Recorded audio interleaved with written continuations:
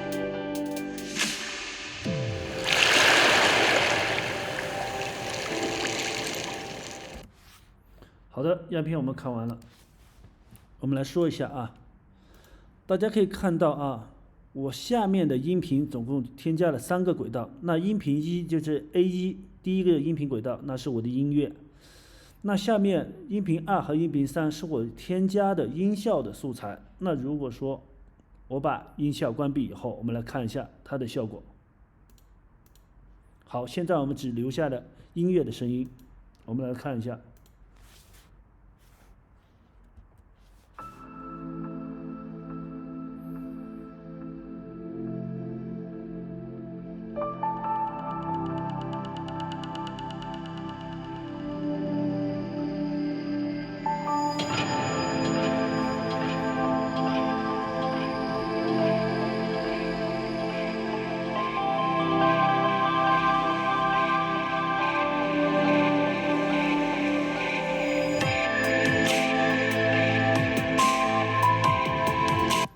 好，那么大家感觉到啊，它已经失去了灵魂。那如果说我们把视频剪辑好了以后，也完成了调色、转场，那么我们添加了音乐以后，要在它的相应的视频上添加它的音效，来起到一个画龙点睛的效果。那我们现在把音效打开，我们听一下第一段视频。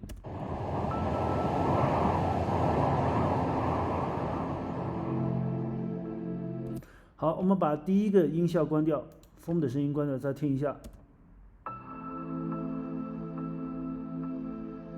是不是就感觉到它缺少了灵魂，缺少了很多的视听感觉？好，我们再打开，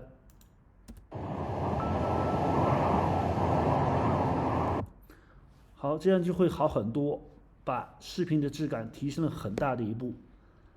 这就是视听语言的魅力。好，我们再往下看一下。来到这里，海边的声音、海浪的声音，我们听一下。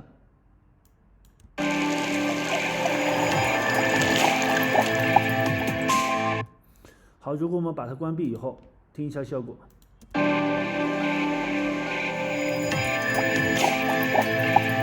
我们只有了下面第3个音轨鱼在水里吐泡的那个声音，吐气泡的声音。好，我们把气泡的声音同时也关闭掉，再听一下。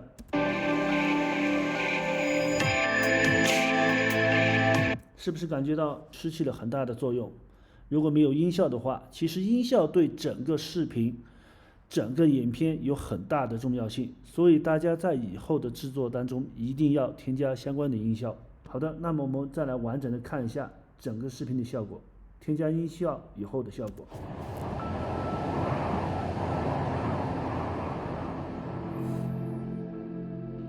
好，汽车的声音，滴水。